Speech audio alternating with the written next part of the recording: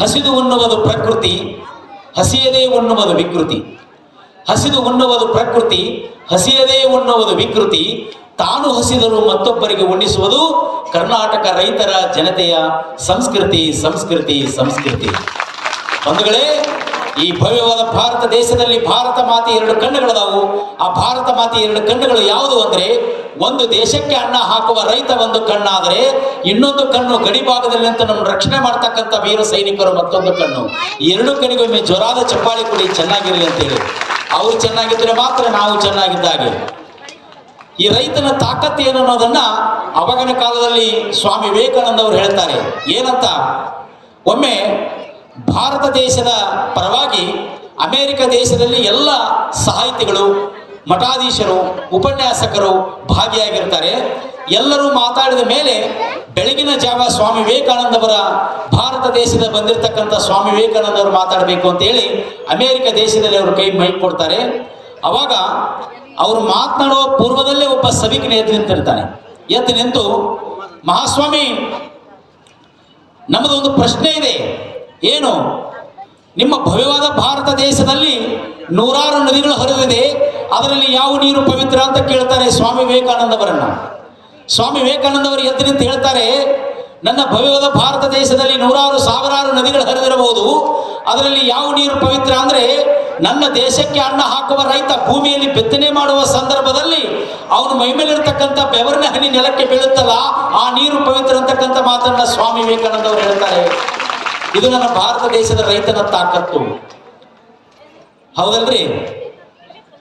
ಊಟ ಮಾಡುವ ಮೊದಲು ರೈತನನ್ನ ಸ್ಮರಣೆಯನ್ನ ಮಾಡು, ಮಲಗುವ ಮುನ್ನ ಸೈನಿಕನನ್ನ ಸ್ಮರಣೆಯನ್ನ ಮಾಡು ಅಂತೇಳಿ ನಮ್ಮ ಭಾರತ ದೇಶದ ದೊಡ್ಡ ತತ್ವಜ್ಞಾನಿಗಳು ಹೇಳ್ತಾರೆ. ಅದಕ್ಕೆ ಅವರಿಬ್ಬರು ಚೆನ್ನಾಗಿರಲಿ ಅಂತೇಳಿ ಮೊದಲಿಗೆ ರೈತನಿಗೆ, ಆಮೇಲೆ ಸೈನಿಕನಿಗೆ ಮೊದಲು ಭಕ್ತಿಪೂರ್ವಕವಾದ ನಮನಗಳನ್ನು ಸಲ್ಲಿಸಿ, ನೀವು ಗೊತ್ತಿರ್ತಕ್ಕಂಥ ನನ್ನ ಪಾಲಿನ ಅಭಿಮಾನಿ ದೇವರುಗಳು ನೀವು ಚಪ್ಪಾಳೆ ತಟ್ಟಿ ಆ ಮಟ್ಟಕ್ಕೆ ಕಳಿಸಿದ್ರಲ್ಲ, ನನ್ನ ಪಾಲಿನ ದೇವರು ನೀವು ಅಂತಕ್ಕಂಥ ಮಾತನ್ನು ಈ ಸಂದರ್ಭದಲ್ಲಿ ಹೇಳಿ, ಬಂಧುಗಳೇ, ಫೋಟೋ ಹೊಡ್ಯಾಕತ್ತಾರೆ, ಚೆನ್ನಾಗಿ ನಗರಿ ಅಂದ್ರೆ ಚಂದ ಬರ್ತಾವ. ನಾವು ವೇದಿಕೆ ಮೇಲೆ ಮೈ ಕಿಡಿದು ಮಾತಾಡ್ತೇವೆ, ಅವ್ರು ಸುಮ್ ನಗಿಸ್ತಾರೆ ನಿಮ್ಮನ್ನವರು.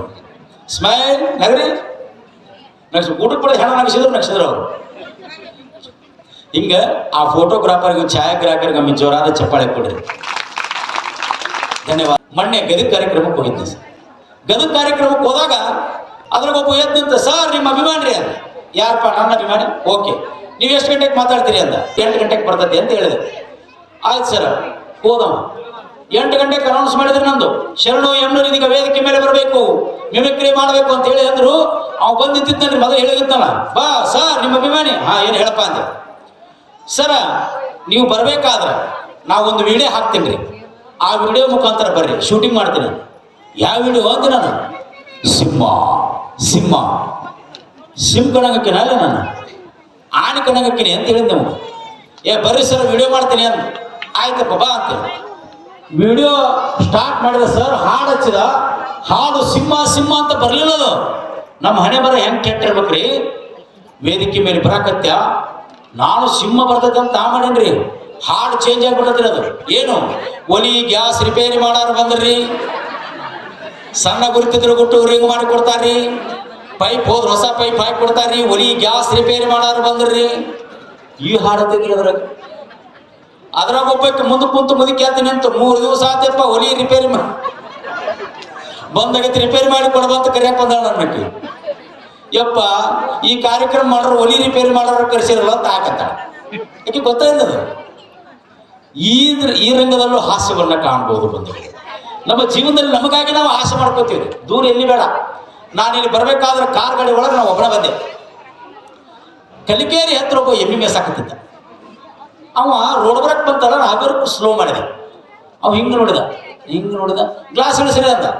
ನಾ ಏನೋ ಇರ್ಬೇಕು ಕೊಡ ಅಂತ ಹೇಳಿ ಗ್ಲಾಸ್ ನೀರ್ಗಿರಿ ಕೇಳ್ತಾನೆ. ಪಾಪ ಹೋಗೋರಿಗೆ ನೀರು ಇರುದಿಲ್ಲ, ಕೊಟ್ರಾತಂತೇಳಿ ಗ್ಲಾಸ್ ಇಳಿಸಿದೆ. ಟಿವ್ಯಾಗ ಬರ್ತೀರಿ ಹೋಗಲ್ರಿ ನೀವು ಅಂದ. ನಾ 10,000 ಎಲ್ಲಿದೆ ಅಂತ ನನಗೆ ಕೇಳಾಕತ್ತಾರ ಅವರು. ನಾ ಟಿವ್ಯಾಗ ಬರೋದಿಲ್ಲ ನೋಡಪ್ಪ ಅಂದೆ. ಆಯ್ತು ಬಿಡ್ರಿ ಹೋಗ್ರಿ ನಾವು.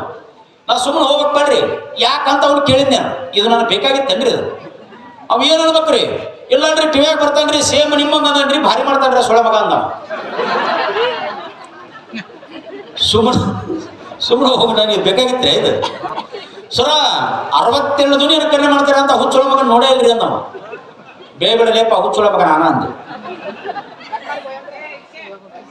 ಎಲ್ಲಿಲ್ರಿ ಹಾಸ್ಯ. ನಾನು ಹೇಳೋದು ಇಷ್ಟೇ ತಾಯಿ ಅಂದ್ರೆ ಟಿವಿ ನೋಡ್ಕೊಂತ ಹುಡುಗರು ಹಸುವಾಗೈತಂದ್ರು ಕೇಳೋದಿಲ್ಲ. ಆ ಉದ್ದನು ಬರ್ತಾವ್ರಿ ಸಾಂಗಿ ಏನ್ರಿ ಹಣಿ ಬಡ್ಕೋಬೇಕು ಮ್ಯಾಗ ಯಾವ ಅವು ನೋಡ್ಕೊಂತ ಕುಂದ್ರು ಕೂಗಿ ಆಗವು. ಅಮ್ಮ ಹೊಟ್ಟೆ ಹಸುವಾಗೈತಿ ಶಟ್ ತಗೋಗ 5 ರೂಪಾಯಿ ಕೊಟ್ರ ನೀರು ಕುದಿ ಕಾಯಿನ್ ತಗೊಂಡು ಹುಳ ಶಾಯಿ ಅಂತ ಹಂಗ ತಿಂದಿರ್ತಾವು. ಅವು ಪಚಿನಾಗಳ ಮುಂಜಾನೆ ಹಂಗ ಬಿದ್ದಿರ್ತಾವ. ಇದು ಮುಂಜಾನೆ ಅಂತ ಮುದುಕಿ ಅಂಗಳ ಕಸ ಹೊಡ್ಬೇಕು. ಮಳೆ ಆಗೈತೇನೆ ಅವ್ರು ರಾತ್ರಿ ಇಲ್ಲ ಮತ್ತೆ ಮಳೆ ಒಳ ಬಿದ್ದಾವಲ್ಲಿ ಇಲ್ಲಿ